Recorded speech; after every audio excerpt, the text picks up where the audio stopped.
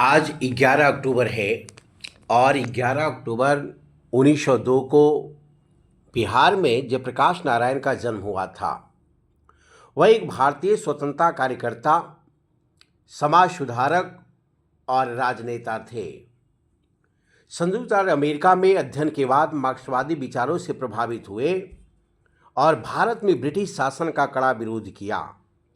समाजवादी सिद्धांतों के माध्यम से स्वतंत्रता की वकालत की और उनका उद्देश्य सर्वोदय के माध्यम से समाज में परिवर्तन लाना था, जो सभी की प्रगति पर बल देने वाली गांधीवादी दर्शन पर आधारित था। 1929 में भारतीय राष्ट्रीय कांग्रेस में शामिल हुए, सवर्ण अवज्ञा आंदोलन और भारत छोड़ो आंदोलन में भाग लिया, कांग्रेस सोशलिस्ट पार्टी की स्थापना किया, भूदान ग्रामदान आंदोलन को बढ़ावा दिया। आचार्य विनोबा भावे के द्वारा जो शुरू किया गया था भूदान आंदोलन, उनमें बढ़ चढ़कर हिस्सा लिया। आपातकाल में संपूर्ण क्रांति का आंदोलन का नेतृत्व किया और भ्रष्टाचार और अधिनायकवाद के खिलाफ जबरदस्त आंदोलन किया।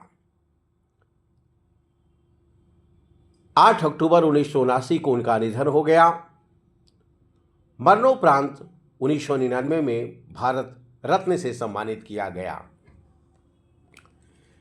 आज हम 123वीं जयंती मना रहे हैं। उन्हें लोग प्यार से जेपी पुकारते थे।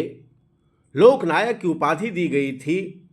5 जून 1974 को पटना के गांधी मैदान में एकत्रित भारत के लाखों लोगों ने यह उपाधि प्रदान किया था।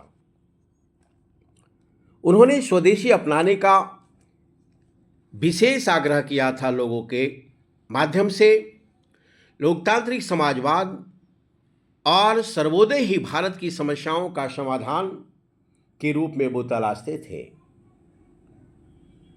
सर्वोदय और भूदान के माध्यम से श्रमिकों का, किसानों की समस्याओं को कम करने का प्रयास किया। 1954 से लेकर 1973 के बीच चंबल के दुर्दांत डाकुओं के पुनर्वास और अहिंसक संपूर्ण क्रांति जैसे प्रयासों को दुनिया भर में सराहा गया। भारत के लिए स्वतंत्रता, समानता, भाईचारा, शांति के लक्ष्यों को प्राप्त करने के लिए हमेशा वो निरंतर तत्पर रहे। सीखते हुए कमाने की अवधारणा पर उन्होंने विशेष बल दिया और इसी समय उनके मन में श्रमिकों के प्रति सम्मान, श्रमिकों के वेतन को लेकर मानवीय कार्यों की परिस्थितियों को अनुकूल बनाने पर विचार किया गया। वे कभी सत्ता प्राप्ति करना नहीं चाहते थे। सदैव जनसेवा के लिए वो तत्पर रहते थे। उनकी भावना, उनकी दृष्टिकोण राष्ट्र सेवा के लिए समर्पित था। जब लोगों का लोकतंत्र की संस्थाओं से विश्वास उठ रहा था, तब उन्होंने लोकतंत्र की शक्ति में लोगों की आशा और विश्वास को पुनः स्थापित करने के लिए संपूर्ण क्रांति का आह्वान किया और भारत में एक नई व्यवस्था की स्थापना के लिए जनता को प्रेरित करने और जन आक्रोश को दिशा देने की उनकी क्षमता उल्लेखनीय थी। आंदोलन के माध्यम से उन्होंने यह बताने का प्रयास किया कि लोकतंत्र का अर्थ जनता पर शासन करना नहीं, बल्कि जनता की आवाज बनना है। जनता की आवाज बनना है, जनता पर शासन करना नहीं।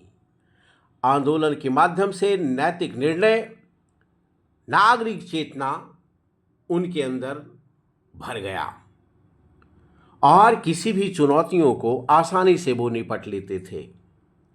क्रांति को अक्सर हिंसा का पर्याय माना जाता था, लेकिन उन्होंने मानवतावाद और नैतिकता के मूल्यों को हमेशा बढ़ाया। 11 अक्टूबर को जब हम श्रद्धापूर्वक याद करते हैं तो सच्ची श्रद्धांजलि यही होगी कि उनके विचारों को हमेशा हृदय में रखा जाए और लोगों के बीच फैलाया जाए। That's all. जय हिंद।